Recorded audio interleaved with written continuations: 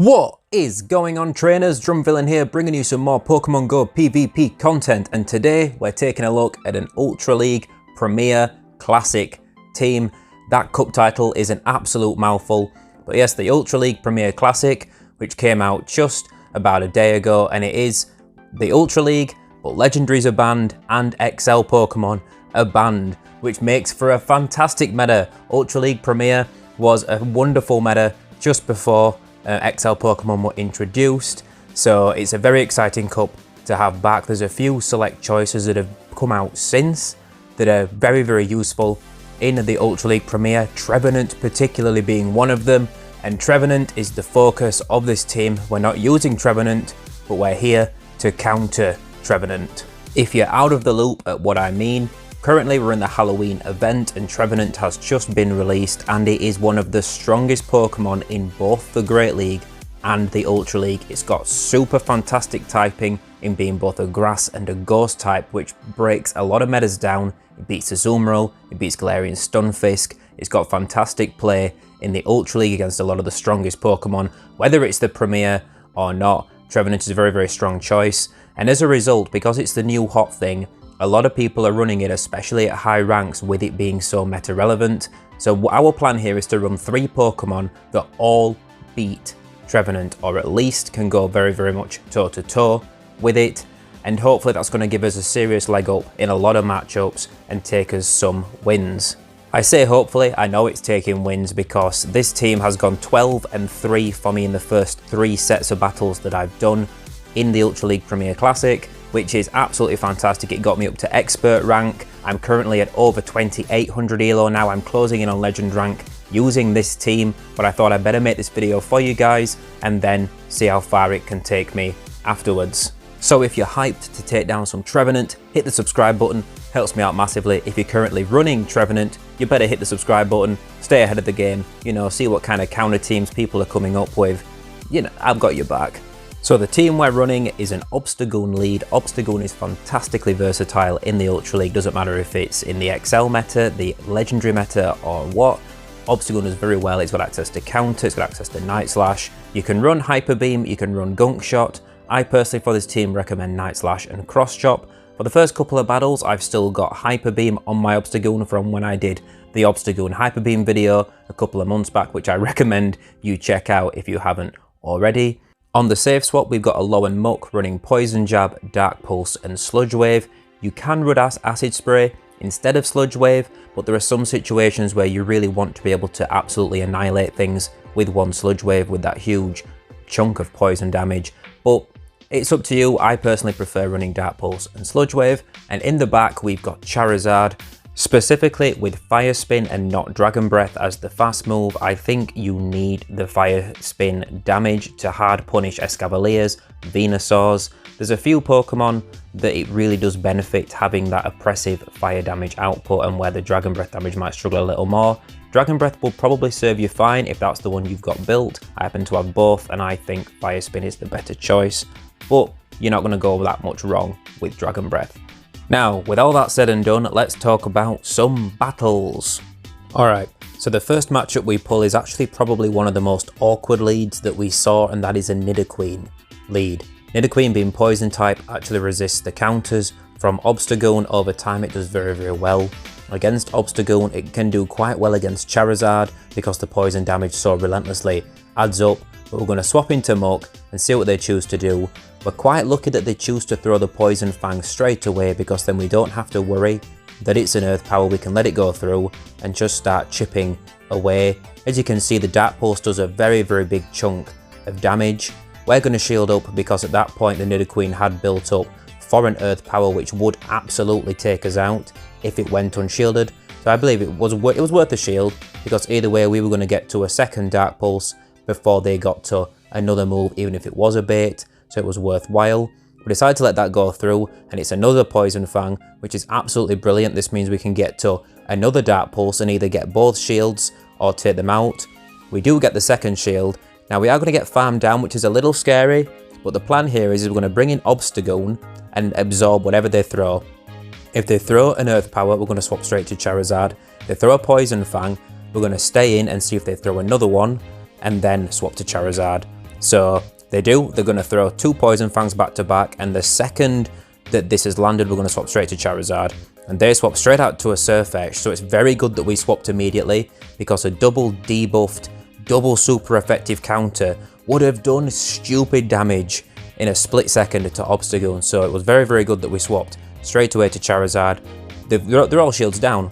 We can go for Blast Burn. We're going to build a bit of excess energy, just 1 Fire Spin extra, absolutely annihilate the Surfetched. There's nothing the Nidoqueen can do now. The opponent's going to go ahead and surrender, and that's going to be a good game. Muk coming in clutch on the safe swap position there, really throwing the opponent out. They weren't sure what to do, and it meant that we could deal with that Nidoqueen, even though they committed 2 shields to it. Next matchup, Charizard lead. Again, an awkward lead for Obstagoon. This is a Dragon Breath Charizard, and it does add up over time, but Obstagoon is pretty bulky. I'm going to build up some excess energy before we throw this Night Slash.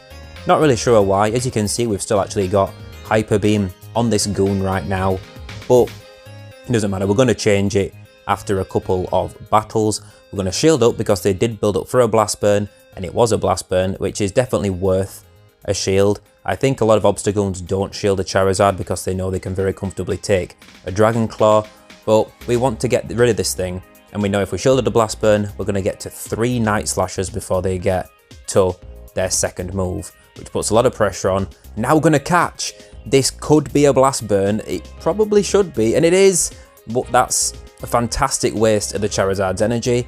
They bring out a Lapras, and we're very happy we bait this out because now Obstagoon can deal with this Lapras. We get a little greedy with energy and don't throw the Blast Burn straight away. What would have been the better play would have been throwing that Blast Burn before the Lapras threw the Surf, and then getting that damage off, bringing Obstagoon straight in. But because we did get greedy, it was worth shielding because this much energy on Charizard does a lot of damage to a lot of Pokemon. They're actually going to let it all go through though, which is kind of shocking, but also understandable because they know that we've got Obstagoon we can bring in and farm down this Lapras, which I think we're going to not do that. We're going to bring in Muk and get ahead on energy, right? Yeah, because we know we can take that Lapras straight out. We know that the other Pokemon they've got from the beginning, the Charizard is very, very low at this point and can't do anything anyway, so it's just worth getting ahead on energy. They've got a Snorlax in the back, which is kind of good, but kind of scary. If the Snorlax is running Earthquake, we could be in bad trouble. But we're going to swap to Obstagoon, tempt them to throw. If they've got Earthquake or Body Slam or Superpower, see what they do. It's a Superpower, so now this is going to be close. They clear their debuff by swapping into the Charizard, and it's just a case of whether we can survive 2 Superpowers. I don't think they'll get to 3. That's a lot of energy, and Lick does decent energy generation, but not that good energy generation. We should just survive this second one, and now we're going to be able to get to 2 Dark Pulses to take them out. We could have just thrown 1 more Poison Jab and taken them out as well, but we were a little worried they were very, very close to another move and would have taken us out. But we're going to take the win, and that's going to be a good game. The great thing about this team is that all the Pokemon on it are very versatile, except for Obstagoon getting shut down by Charmers, which is why both Pokemon in the back deal well with Charmers, and as you can see here, this is why. Sylveon lead.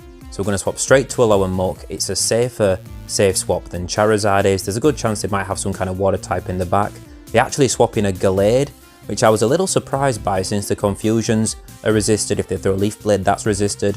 So they're just here to try and throw close combats at us really, because they can't farm us down. And these Dark Pulses would do truckloads of damage being neutral to this Gallade. We're going to shield up. We're expecting them to throw the close combat.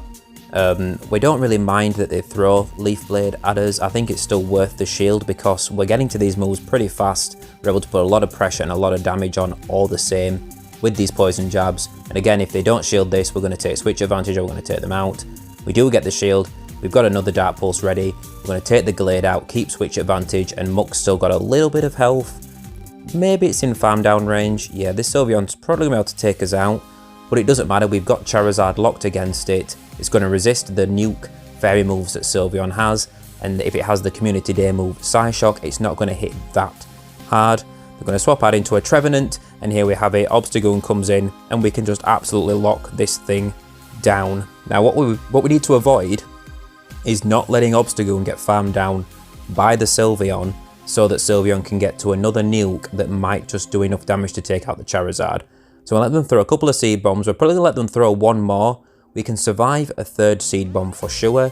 Now this Night Slash won't take them out in one hit, but it'll get them pretty low, and then the second one will, but we're going to build up so that they throw this next Seed Bomb, which like we said, won't take us out, and then we're going to have a Night Slash ready to throw straight away at the Sylveon to do some nice chip damage, maybe take it out, and it also means they should only get one charm worth of energy from us. Our switch clock's actually up, we swap straight to Charizard, but the opponent knows that they're stuck and surrenders. Good game. Honestly, so many people have quit against this team today, it's absolutely crazy. Now, we've talked about 3 bad leads and flipping those around and winning. Let's talk about a pretty good lead, and that is Alolan Muk. Now, it's a much more neutral matchup if the Muk is running Poison Jab, but this Muk is running Snarl, which means its only real output of damage onto Obstagoon is with Sludge Waves. And this was the matchup where I realised that I didn't have Hyper Beam, when I didn't have Cross Chop, sorry, on my Obstagoon, and that I was stuck with Hyper Beam. And I decided I might as well go for the Hyper Beam in case they don't shield. I want to either take them out or get shield advantage with this. There's no point throwing the Night Slash, it wasn't that likely to get a shield. It's okay that they did shield, and now we can match shields against their Sludge Wave because it does take Muk a while to get to Sludge Wave. They actually swap out into a Jellicent, they must have been hoping to catch a Hyper Beam. We're not falling for that, we're just going to throw this Night Slash straight away. We're going to throw another one. We've got the boost. This Obstagoon is primed to absolutely annihilate this game. The opponent quits. They don't want that bad vibe. They don't want the goon shredding them apart. They're going to surrender. That's going to give us the win.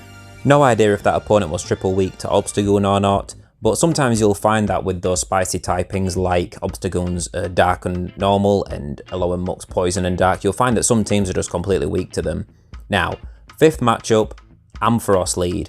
This is a pretty neutral matchup. If they throw 5 Volt Switches, you do want to definitely shield because it very much could be a Focus Blast which will one-shot. We decide we shield because it's a Shadow and they did build up enough energy to potentially throw a Dragon Pulse, which would still do quite a big chunk of damage, but they throw again straight away, so we know that at that point that's just a Thunder Punch. We've got a lot of energy now. We're going to throw the Night Slash. This is going to do a good chunk if they don't shield, but they do. We're going to throw a couple more before we throw the Night Slash. The opponent actually swaps out to catch this Night Slash. I don't think it's necessarily, it's a Gyarados, so we don't mind a bit of chip damage. And now we're going to swap out into Alolan Muk because the Poison Jabs hit for a good damage over time. We can tank those Aqua Tails and we don't have to worry about getting hit by a harder damage Crunch because that's resisted, so they have to throw Aqua Tails or build up for a potential Hydro Pump, which they don't really have time to do. We're going to throw the Dark Pulse, take them straight out, and now they've got Scizor in the back. You know how this goes.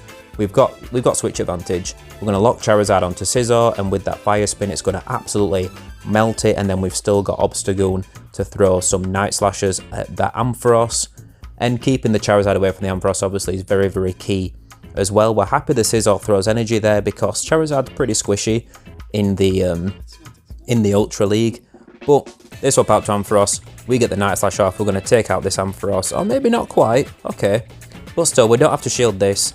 One Fire Spin will go through before one Volt Switch does, so we'll take them out without taking damage, and then we can just take out that Scizor and take the win.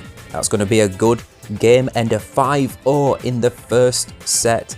Absolutely fantastic. We lost 3 leads in that match, had 1 neutral lead, and arguably only won 1 lead, which was the Alolan Muk, and that's not, that's it. If they've got Poison Jab, that's actually a neutral lead as well.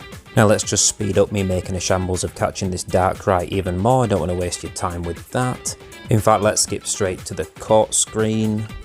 There we go. It wasn't worth the hassle of catching, but I suppose it's always worth the XL candy for any legendary without having to spend money on the raid passes, especially for something like Darkrai, which I'm not particularly keen on investing in trying to build an XL variant of that myself. Now, jumping into the second set of battles, and the next lead we pull is a Lapras lead. This is obviously a very, very good lead for this team. Lapras does very well against Charizard. It's very well likely their only water type on the team. They might not have anything else that can deal with Charizard. Obstagoon is very well against it as well. The counters are super effective, the cross chop super effective. Lapras is very bulky and can put a lot of work in against Obstagoon back, but we don't mind that. We're just going to chip this thing down. We're going to throw this cross chop just before they get to another Surf, if they shield this, we'll match shields. If they don't, we don't need to shield the Surf ourselves. We're happy just to farm down and then see what they bring in afterwards. I'm expecting some kind of fairy typing back to help deal with counter users perhaps. They've actually got an Escavalier and this is brilliant. We're just going to let Obstagoon go down. We could have thrown the Night Slash, but I think we panicked a little bit. But also we definitely didn't want to swap out. We do want to get Charizard locked on this thing and keep Muk away from it. You see the amount of damage the Fire Spins do is absolutely ridiculous. They've got the Trevenant in back. Here we go, we're bringing the Muk. The opponent knows that they've lost that battle and they're going to surrender. Good game. Now, I haven't actually lost to a team with a Trevenant on it yet with this team. That's how good this team is at dealing with Trevenant. If they've got it anywhere on their squad, I haven't lost to it yet. I'm up now against a previous Legend rank, well, Legend rank of this season that's dropped down in Elo a little bit, and they've got a Shadow Dragonite on the lead. This is not a brilliant lead for Obstagoon, but also it's not the worst. We just want to keep it away from Charizard since we've not actually got Dragon Breath. Then Charizard does struggle to take this thing down. And the Night Slashes do hit for good neutral damage. We're going to shield this up, I think, just in case. They built up a little bit more energy than a Dragon Claw, but I don't think they had enough energy for any other move. But still, it's worth shielding, guaranteeing we get this Night Slash off, which is going to get a shield or get us switch advantage. They do shield, and I think now we're going to let this go and farm down with Muk. Muk with energy is very, very dangerous, especially when you're running double nuke charge moves such as Dark Pulse and Sludge Wave. They bring in an Empoleon, and this is actually pretty bad news for us. Empoleon does very well against both Muk and Charizard, especially Poison Jab Muk. We might just not be able to win this match. We're going to not shield and tempt them to not shield. We need them to think that they don't need the Empoleon, so we're just going to throw this Dark Pulse and pray to God they don't shield. If they shield, they pretty much won this game. They do shield. This is really not looking good for us. We're going to come in with Charizard and hope that we can just maybe one-shot whatever's in the back with the Blast Burn. We shield the Hydro Cannon. We've absolutely got to. We decide we're going to probably throw the Dragon Claw, and they catch on a Venusaur.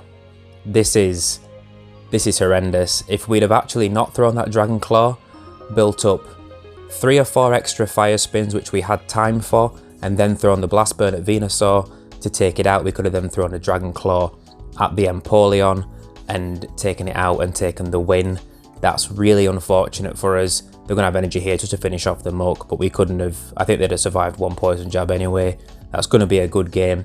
It was a really good catch on their part, catching that Dragon Claw, because we could have one-shotted the Venusaur with the Blast Burn. Up now against another Legend rank trainer from this season. Got that nice champion Leon outfit and pose, and it's another Ampharos lead. And like we said before with Ampharos, it's a pretty neutral matchup. This isn't a Shadow, so the Thunder Punches are definitely not threatening for a lot of damage, but this one isn't throwing after 4 Volt Switches. This one is building up to 5, which means this could be a Focus Blast that they throw after this. We're going to see what they choose to do. They're going to let this go through, and this means I'm really sure that this is a Focus Blast. And they probably have something that's weak to Obstagoon in the back, and they just want to take a chance at taking it out. They swap out into a Gallade, and Gallade's not the strongest answer to an Obstagoon. Since we're down a shield, it can win because it can just go for 2 close combats. What we're going to do here is we're going to swap to try and catch a close combat on the Charizard. I think we have.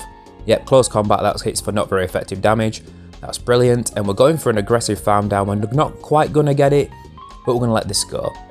We don't feel like we need Charizard in this match. We feel like they're going to struggle with Obstagoon. We actually survive because it's a Leaf Blade, and now we've got a lot of energy, and we've still got a whole Muk and a lot of Obstagoon left to deal with whatever they've got in the back. It's a Venusaur, so they're probably thinking, great, we get rid of the Charizard. They've probably got nothing left to deal with my Venusaur, but a lower Muk does fantastic against Venusaur. It walls off the energy, it resists the Frenzy Plant, it resists the Sludge Bomb. There's nothing this opponent's going to be able to do. We're bringing in the Goon, tempting them to throw, because this Venusaur's got a lot of energy, and yes, a lower Muk walls that energy, but still, I don't think it can take 3 Frenzy Plants. It can survive 2, but I think 3 it starts to threaten with that amount of damage. Now we're going to bring in the Muk, and we can just farm them down. The opponent realises and surrenders. Good game. If the opponent had baited us with a Thunder Punch in the first matchup with the Ampharos, we might have been in a slightly worse position, but we probably still would have taken that game. But it's still worth shielding. If they build up to 5 Volt Switches, you want to shield. Now, here's an abysmal lead. Machamp is absolutely awful for this team. We swap into Muk, which isn't the best answer to Machamp, but it's not as, it's better than, well, it does better than Obstagoon, and then we want to try and get Charizard locked onto it, and even then, Charizard has to watch out for the Rock Slide, as that would one-shot. So Machamp is quite problematic in general for this team. There aren't that many around, and we were very hard punished in this matchup with an Excadrill counter swap, which is very, very spicy. Excadrill's very strong. Drill Run hits like an absolute truck, as does its Rock Slide, but also it's pretty squishy. Like, it's squishy even in the Master League when it's maxed out. So in the regular Ultra League, and God forbid Great League if you ever use it, it is very, very, very squishy. So we're going to bring an Obstagoon to absorb all the energy and then hope that 2-shielded Charizard can sweep the game. But they've got their own Charizard, so this is not looking good. We're going to go for a Dragon Claw. We really need to get a shield out of them here to have any chance of winning. They don't shield it. There's not much we can do here because we have to start shielding these moves, because otherwise the Machamp can just counter us down. Even though those counters are resisted from Machamp on Charizard, it still hits pretty hard and adds up pretty quickly. They don't shield the second Dragon Claw. They're going to get another move off. We're going to have to let it go. Hope it's a Dragon Claw, which it is. But at this point, the damage is done. We can't get to 3 moves against this Machamp. We're certainly not going to be able to take them out. We're going to have to shield this up, even though it's a cross chop. We know it's a cross chop, but we haven't got any choice. It would still take us out at this point. We've got more than 2 Dragon Claws worth of energy, but we're not going to get to 3. And realistically, I think we'd need to land a Blast Burn anyway to take them out. We're going to throw the second Dragon Claw here straight away. We don't even get that shield. Now there's absolutely nothing we can do. Like we said, we had to land the Blast Burn. We get to this on Obstagoon. We should have thrown the cross chop anyway, just in case it didn't shield, but it's irrelevant. They shield up. They're going to take us out. They're going to take this win. Kind of unnecessary for us to see it through. Once we saw their Charizard against ours, we probably could have left the match there, but it's still worth giving it a go and having a go for that win condition, which was trying to get that shield out of them with the bait. But they knew their win condition. They knew it was all about Machamp to give him the win in that matchup. Okay, Drapion. Drapion is quite a strong pick in this meta. It does quite well against Trevenant. It does well against our team. It has the potential to have Aqua Tail, which will heavily threaten Charizard. Obstagoon's probably the best answer to Drapion on the team. Performs similarly to how it performs against Muk, where the counters are hitting for neutral, the cross chops hit for neutral, and you can chip it down, and the Drapion has to go for that big poison damage. The fact that they've got Sludge Bomb means they're probably running Sludge Bomb and Crunch and don't have Aqua Tail, but we don't really want to get all of our Pokemon against a Drapion with Crunch and Sludge Bomb are quite neutral. We don't really want to swap out, we just want to see what we can do.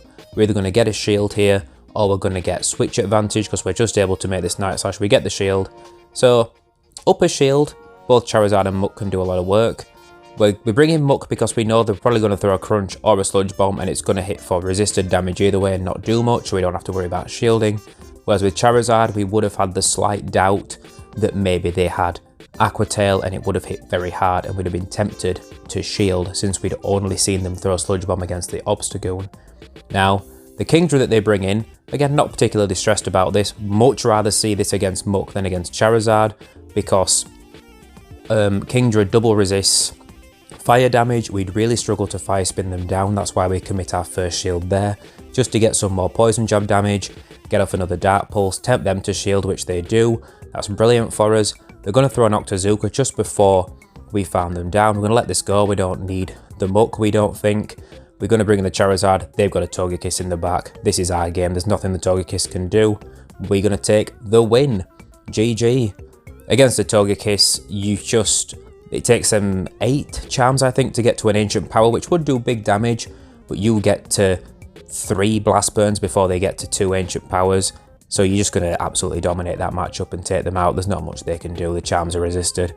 So the opponent was right to leave, I think, in that situation. No shade to throw at trainers that are happy to quit and save us both some time. It takes a lot of time to play all your sets in a day. I'm realising that a lot now with my slightly more limited time in the day for battling and making videos.